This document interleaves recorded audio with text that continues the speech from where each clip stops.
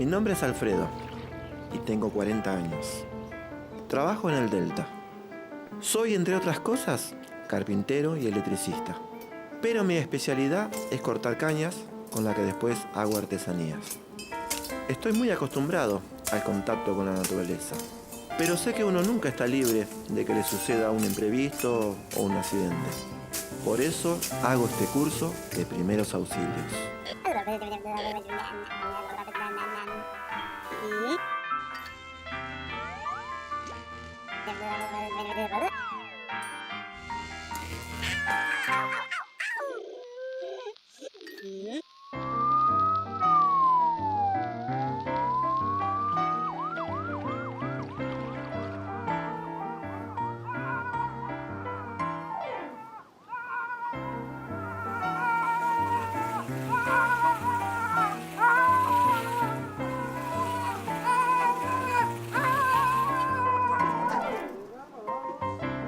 ¿Qué ganan las abejas? Hoy en Primeros Auxilios, mordeduras, picaduras e intoxicaciones. Buenos días, bienvenidos. Hoy vamos a hablar un poquito de mordeduras, picaduras e intoxicaciones. Sumario. Las mordeduras, mordeduras de serpientes y arañas, las picaduras, intoxicaciones. Podemos, por ejemplo, hablar de lo que le pasó hoy a Facundo, el sobrino de Alfredo, que estaba trabajando, estaba haciendo algunas labores, pisó un panal de avispas y bueno, le empezaron a perseguir las avispas por todos lados. Es algo que puede suceder, es muy frecuente, que pase acá en el Delta, donde estamos hoy. Pero vamos a empezar a hablar de mordeduras y vamos a empezar a decir qué son las mordeduras. Bueno, son heridas causadas por la dentadura de un ser humano o de un animal. ¿Qué tipo de características van a tener este tipo de heridas? Por ejemplo, vamos a tener dolor, podemos llegar a tener una hemorragia, ¿está bien? Son todos factores que vamos a tener dentro de una mordida por un animal, ¿no? Estamos hablando de animales domésticos y animales salvajes. Y otra cosa importante que tenemos que tener en cuenta es el tema de las infecciones. En la boca, los seres humanos y los animales, tenemos bacterias, que son flora normal. Y esas bacterias pueden hacernos mucho daño, pueden provocar una infección bastante complicada. Entonces, tener en cuenta también la rabia en los animales salvajes y aún en los domésticos también, y el tétanos. Todos deberíamos recordar o deberíamos tener anotado si recibimos las dosis de vacuna antitetánica para estar protegidos. ¿Qué debemos hacer nosotros como primeros auxilios ante una herida por mordedura? Tranquilizamos a la víctima. Después vamos a ir a lavar esa herida. ¿Con qué la vamos a lavar? Con agua. Agua y jabón. Exacto. Lavar. Lavar con agua y jabón, pero no frotar muy fuerte. Y dijimos que las heridas sangran, ¿no es cierto? ¿Qué hacíamos para contener el sangrado de una herida? Presión. Compresión, exactamente. Y trasladamos al centro asistencial o llamamos ¿a qué número? 107. Muy bien. Es una situación complicada, por eso tenemos que hacer una prevención post-exposición. O sea, una vez que nos mordió el animal, tenemos que concurrir a un servicio de emergencias y, aparte de la curación, seguramente el personal médico de salud nos va a aplicar la vacuna antitetánica y el suero antirrábico. Otra cosa muy importante que tenemos que tener en cuenta es tratar de identificar al animal para ver si realmente, tiene rabia o no. Repasando lo que vimos. Las mordeduras son heridas causadas por los dientes de un animal o por el hombre. Pueden presentar hemorragias y tienen alto riesgo de infección. Los primeros auxilios en caso de mordeduras de un animal son tranquilizar a la víctima, lavar la herida con agua y jabón, comprimir para evitar el sangrado, llamar al servicio de emergencias médicas o trasladar al afectado a un centro asistencial. En lo posible, se debe identificar al animal y solicitar la intervención de un veterinario para mantenerlo en observación. Ante la mordedura de un animal doméstico, se debe aplicar la vacuna antirrábica y antitetánica como modo de prevención. Vamos a hablar ahora de mordedura de serpientes o de víboras. Por lo general, este tipo de animales son animales apacibles, que atacan al ser humano cuando nosotros vamos hacia su hábitat y se asusta y al asustarse nos ataca. Es como que lo hace en defensa propia. En la Argentina las víboras son todas venenosas. Y las serpientes, algunas son venenosas, algunas no son venenosas. ¿Y cuál es la diferencia sustancial entre la víbora y la serpiente? Bueno, las víboras tienen un aparato glandular. Las glándulas que producen veneno son un poco más evolucionadas que las serpientes. Entonces, en la Argentina tenemos 3 tipos de serpientes o víboras venenosas de importancia médico-sanitaria, que son la yarará, la cascabel y la coral. Una pregunta. ¿Cuál sería la mordedura más peligrosa de estas 3 víboras que se está hablando? Bueno, no podemos decir que hay una que es más peligrosa que la otra. Todas, en mayor o menor medida, son importantes. La yarará y la cascabel tienen una cabeza triangular, una cabeza grande, por ejemplo la yarará, que es una de las más conocidas, que tienen unas glándulas productoras de veneno mucho más desarrolladas e inclusive tiene unos colmillos mucho más grandes, o sea, un aparato inoculador mucho más poderoso que el que tiene la víbora de coral. Tenemos que decir que la yarará es por lejos la que más accidentes zoofídicos ocurren en la Argentina, más o menos un 97%. Es muy frecuente encontrar víbora yarará en casi todo el territorio argentino, de norte a sur y de este a oeste. La yarará va a generar un mecanismo de toxicidad, su veneno, es un veneno tóxico, pero es muy importante a nivel local. ¿Qué significa esto? Rápidamente, en cuestión de minutos, vamos a tener una gran inflamación, un gran edema, se empieza a inflamar la zona donde tenemos la mordida y que puede progresar a todo el miembro.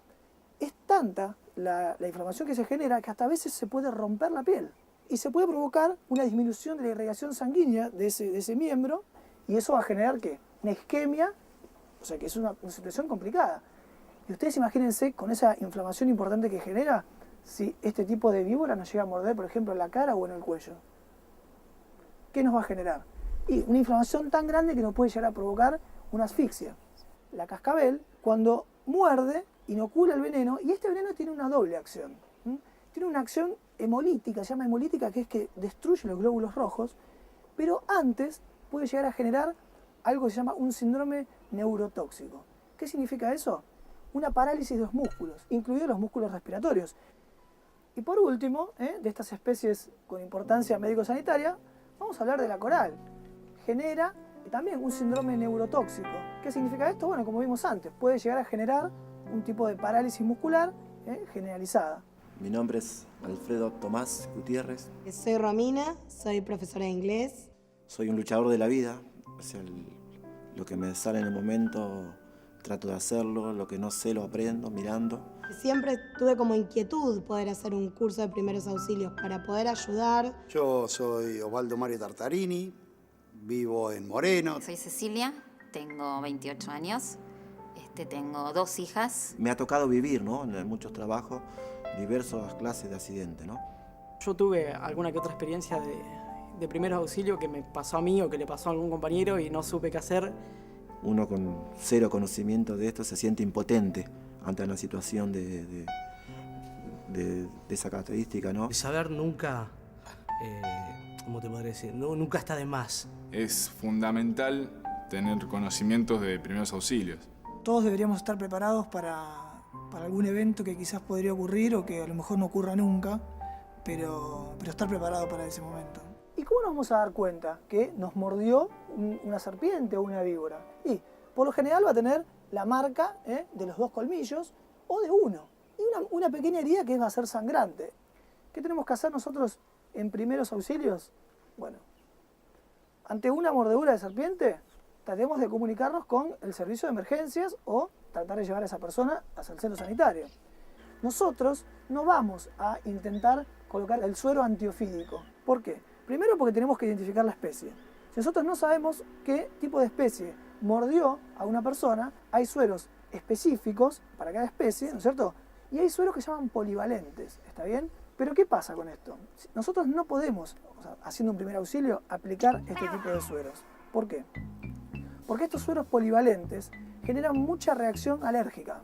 Puede generar, por ejemplo, que se nos cierre la garganta, como comúnmente se dice, y que esa persona tenga una muerte por asfixia. Lo que sí debemos hacer es colocar a la víctima de la mordedura de serpiente en reposo, evitando de que se mueva, para evitar que ese veneno circule.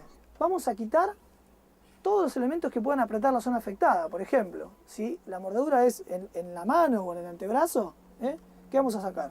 Relojes, pulseras.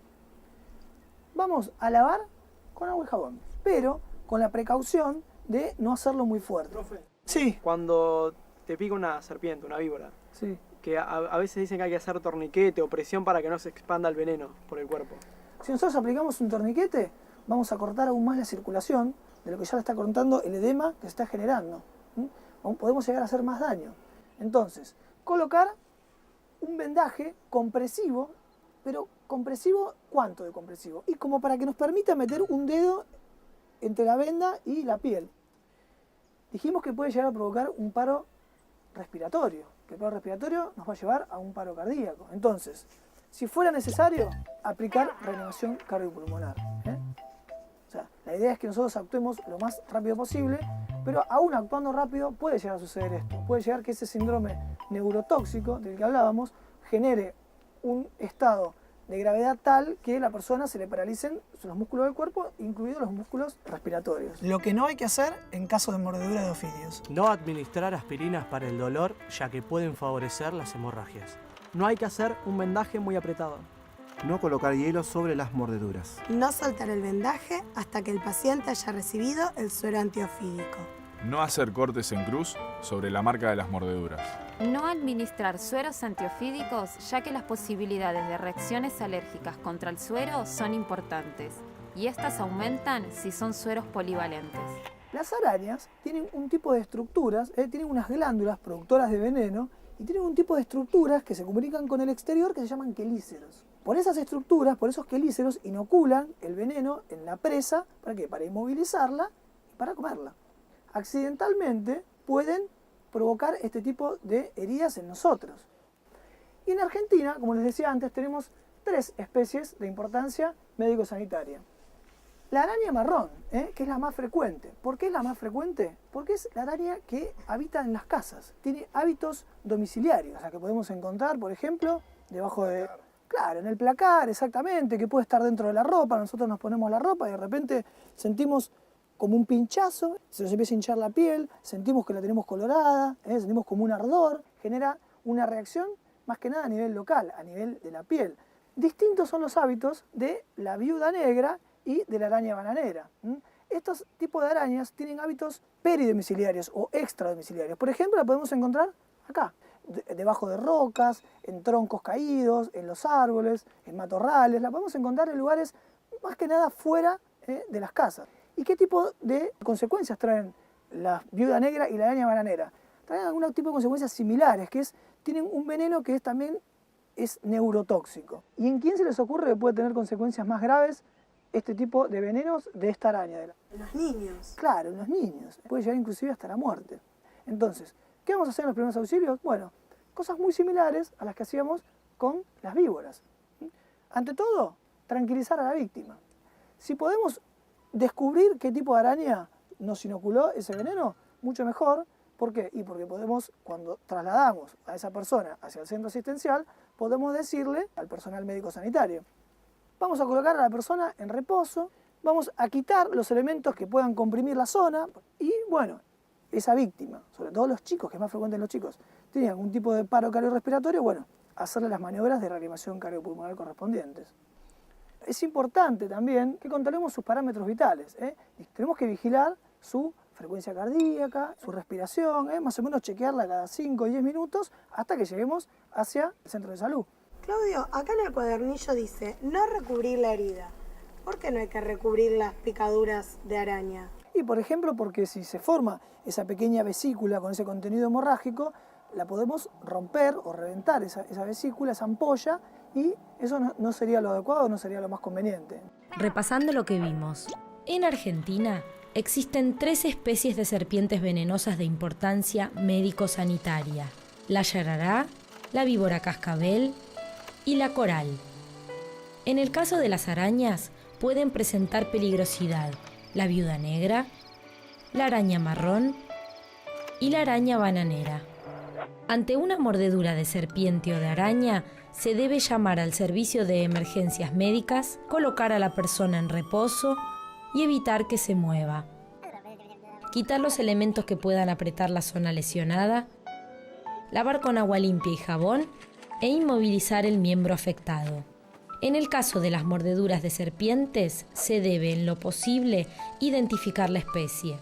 Colocar un vendaje levemente compresivo, cuidando que el mismo no se suelte hasta que la víctima haya recibido el antídoto. Si fuera necesario, se debe aplicar reanimación cardiopulmonar básica. Mi nombre es Alfredo, tengo 40 años. Viví toda la vida en la isla, hace unos años que me mudé, pero cerca. Siempre estoy viniendo a la isla por trabajo y es una vida totalmente distinta a la ciudad, ¿no? Nada que ver el mover de que es en la ciudad con la isla, es tranquilo. Me dedico a muchas actividades, electricidad, albañil, no tengo un oficio, digamos, fijo. La verdad que he hecho de todo un poco, ¿no? Trabajos insólitos de repente, ¿no? Que nunca pensé que iba a hacer. Pero me gusta la aventura. La verdad me gusta aprender muchas cosas. Por ejemplo, este curso de primeros auxilios para mí es muy valioso. Me hubiese gustado seguir una carrera secundaria, universitaria, pero no tuve esa suerte. Entonces, todo lo que me viene a la mano, la posibilidad, trato de aprovecharlo, ¿no?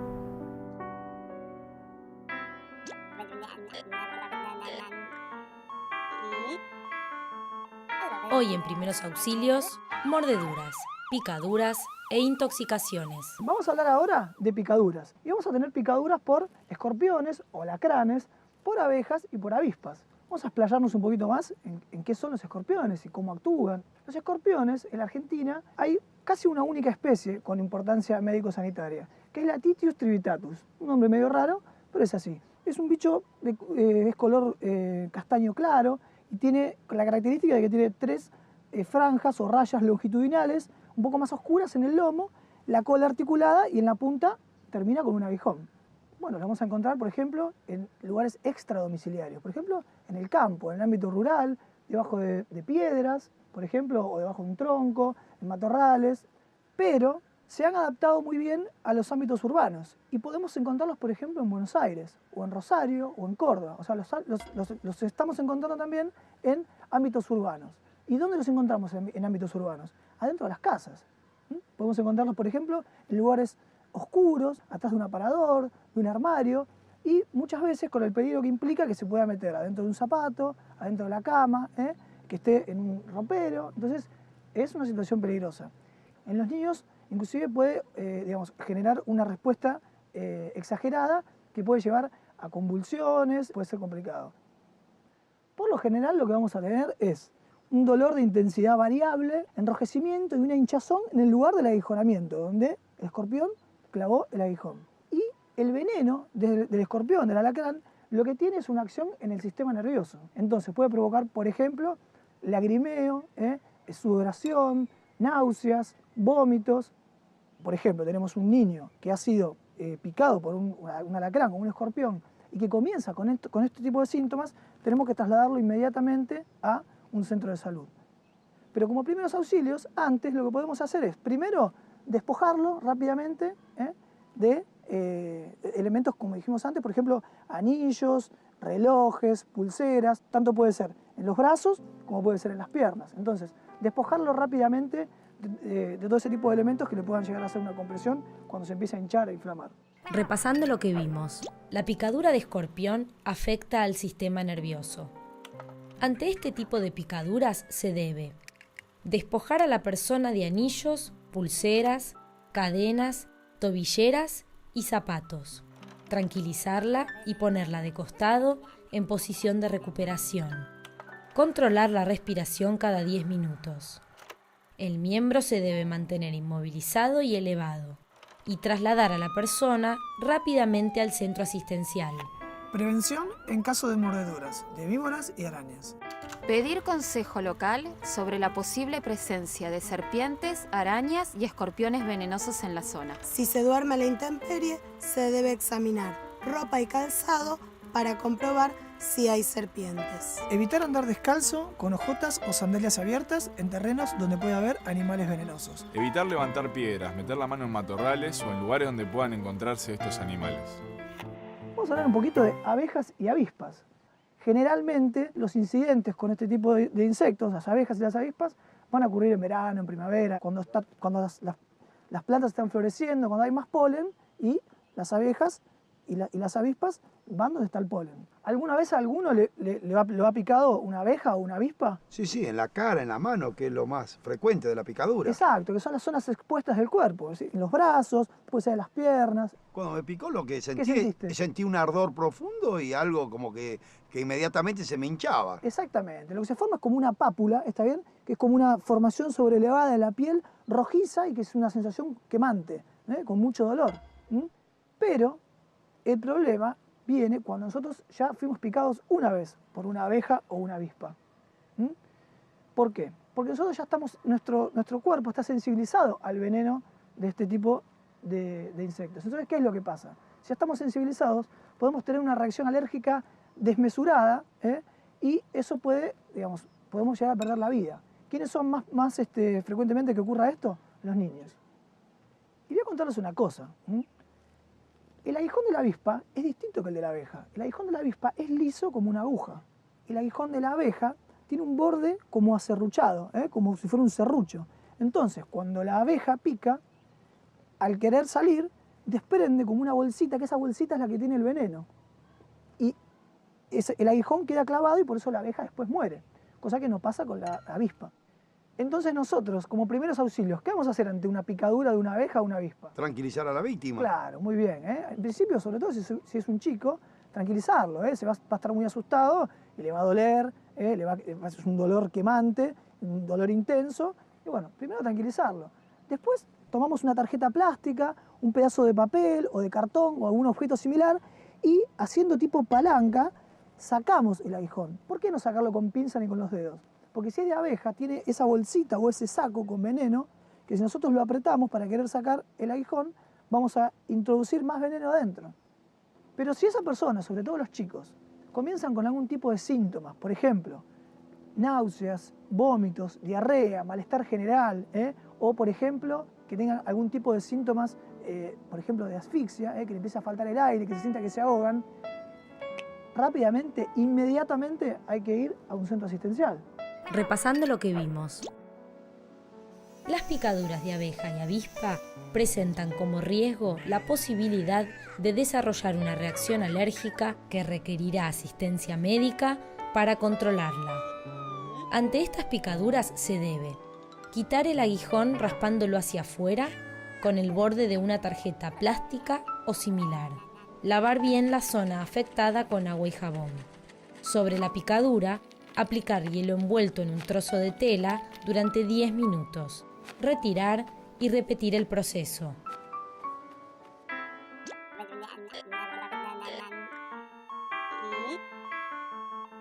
Hoy en Primeros Auxilios, mordeduras, picaduras e intoxicaciones. Vamos a definir un poco qué es una intoxicación o un envenenamiento. Bueno, es la exposición a una sustancia dañina, ni más ni menos que eso, una sustancia tóxica, que puede tener diferentes vías de ingreso. Por ejemplo, vía de contacto, por la piel, vía digestiva o vía inhalatoria. Son muy importantes los primeros auxilios en las intoxicaciones. ¿Por qué? Porque nosotros rápidamente le podemos salvar la vida a una persona. ¿Y qué causas conocen ustedes de envenenamientos o intoxicaciones por alguna sustancia? ¿Los insecticidas pueden causar eso? ¿Lo mata mosquito, todo eso? Claro, exactamente. Los insecticidas, los plaguicidas, son muy frecuentes. La intoxicación por monóxido de carbono puede ser. ¿Y qué otras causas recuerdan así rápidamente de intoxicaciones? Medicamentos pueden ser, una sobredosis de aspirina. Claro, por ejemplo, aspirina, que es muy frecuente que haya en una casa. Otras causas, por ejemplo, pintura. ¿Los alimentos también? Muy bien, los alimentos pueden generar una intoxicación. Entonces, los síntomas, una lista larguísima e inmensa.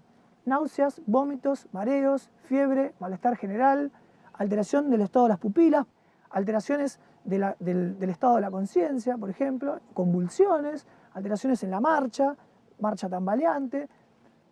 Los síntomas que va a tener la persona van a estar relacionados primero con la naturaleza del tóxico. También están relacionados con la sensibilidad de esa persona a ese tipo de tóxico y después por la vía de penetración. Si creemos que estamos ante una persona que está intoxicada o si sospechamos que una persona está intoxicada, ¿vamos a esperar que se presenten estos síntomas? No. No. vamos a ejercer los primeros auxilios rápidamente. Y para eso, una de las cosas que primero tenemos que hacer es verificar el estado de la conciencia de la persona y pedir asesoramiento al Centro Nacional de Intoxicaciones. Acá en Buenos Aires, por ejemplo, podemos llamar al Hospital Posadas o podemos llamar al Hospital de Niños Ricardo Gutiérrez. Y siempre va a haber una persona del otro lado de la línea de teléfono que nos va a estar asesorando sobre qué es lo que debemos hacer rápidamente hasta que nosotros podamos trasladar a la víctima hacia un centro asistencial. Entonces, ante una intoxicación por ingestión, por ejemplo, si la víctima presenta quemaduras en los labios o en la boca, significa que a lo mejor ingirió algún tipo de sustancia cáustica. ¿Qué debemos hacer? Aplicarle abundante agua fría. Liberar las vías respiratorias. Recuerden siempre esto. Si esta persona que ingirió algo vomita espontáneamente, traten primero de ponerse guantes y cuidarse ustedes. Y si no, de alguna manera meter la mano en una bolsita de plástico, de nylon y juntar un resto de ese vómito. Como dice acá, para poder analizarlo. Repasando lo que vimos. Cuando se produce una intoxicación, se debe llamar siempre al centro de toxicología para pedir orientación. Ante una intoxicación por ingestión, en caso de que la víctima presente quemaduras en los labios o en la boca, se le debe aplicar abundante agua fría. Las vías respiratorias se deben mantener libres de secreciones. Si se presentan vómitos, siempre hay que recoger una muestra para que el mismo pueda ser analizado y colocar a la víctima en posición de recuperación. Los recipientes que estén cerca de la persona intoxicada deben ser llevados a una institución de salud, con el fin de que su contenido sea analizado. Lo que no hay que hacer en caso de intoxicaciones. No se debe administrar sustancia por vía oral a una víctima inconsciente. No se debe neutralizar el veneno con jugo de limón o vinagre, al menos que lo indique un médico. No se debe utilizar un antídoto para todo uso. No se debe esperar a que se presenten los síntomas si se sospecha que la persona se intoxicó. Una causa muy frecuente también de intoxicaciones por ingestión, como estamos viendo acá, son los insecticidas. Los insecticidas que podemos llegar a intoxicarnos, por ejemplo, cuando consumimos, como dijimos antes, una fruta o una verdura que no la lavamos bien. Pero no solamente va a ocurrir una intoxicación por órganos fosforados, en este caso por insecticidas, cuando los ingerimos porque no lavamos bien las frutas o las verduras. También pueden tener intoxicaciones por contacto y por inhalación de las pulverizaciones las personas que trabajan en el campo y están aplicando esos productos a esas frutas y esas verduras. Si la intoxicación se produce por contacto, se deben quitar las ropas que estén contaminadas, lavar la zona con agua y jabón, vigilar la respiración y demás signos vitales y trasladar urgentemente a un centro asistencial. Una de las causas más frecuentes de intoxicaciones que nosotros vemos en los hospitales es la intoxicación por monóxido de carbono. Es muy frecuente, sobre todo en hogares donde hay braseros, donde hay una mala combustión, entonces se puede producir este gas que es un veneno que es tóxico. Nosotros lo que tenemos que hacer es rápidamente sacar a la víctima de ese lugar que está cerrado. ¿Se le puede dar de tomar algo? No, no es lo más conveniente. Por ejemplo, si nosotros llegamos a tiempo, los síntomas que va a tener primero, si la persona está consciente, es un dolor de cabeza muy intenso. Mareos, náuseas, puede llegar a vomitar. Y si ya llegamos en un periodo en el cual esa persona está inconsciente, vamos a encontrar que esa persona tiene flacidez en los músculos, ¿está bien? Y está en un estado de inconsciencia. Entonces esa persona está inconsciente, no le vamos a dar nada para tomar. Inmediatamente lo que tenemos que hacer es retirar a esa víctima del lugar donde se está intoxicando, llevarlo al aire libre, si es necesario, darle respiración asistida, o sea, hacerle maniobras de reanimación. E inmediatamente tenemos que trasladarlo a un centro asistencial. Repasando lo que vimos. Ante una intoxicación por monóxido de carbono, la víctima puede estar consciente o inconsciente. Los primeros auxilios en estos casos son apartar al intoxicado del ambiente nocivo y llevarlo al aire libre, darle respiración asistida en caso de que sea necesario y trasladar urgentemente al centro asistencial. Llegamos al final de la clase de hoy. Muchas gracias por haber venido, muchas gracias a Alfredo y Facundo, muy lindos los perritos, muy peligrosos también. Muchas gracias por habernos recibido acá, en el Delta. Bueno, esperemos la próxima con otro rico asadito, ¿está bien? Bueno, Y muchas gracias a ustedes por haber venido. Bueno.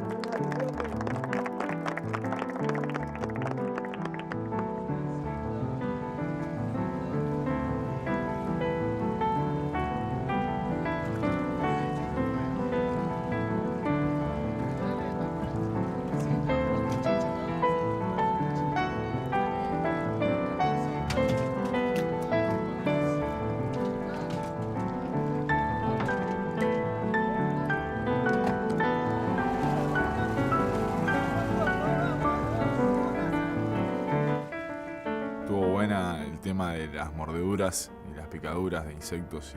Lo que son los insectos, las víboras, las picaduras de la avispa. La verdad estuvo genial porque vinimos acá al Tigre, que nunca había venido, no conocía. Me parece que se lograron transmitir cosas importantes. Nuestra cultura argentina popular está muy arraigada, ¿no? En cosas de mitos y bueno, acá el Doc nos ha desterrado unas cuantas. Bueno, cada día vamos aprendiendo cosas nuevas, ¿no? Si a alguna persona le está pasando algo y yo la puedo ayudar, eso está bueno. Y terminamos de noche, sí. Terminamos de noche. Está bueno esto. ¿Te pasa que estás en algún lugar, bueno, justamente como el que vinimos hoy, si nos llegaba a picar algo, lo íbamos a aplicar enseguida? Sí, ¿no? Bueno. La verdad que la pasé bien.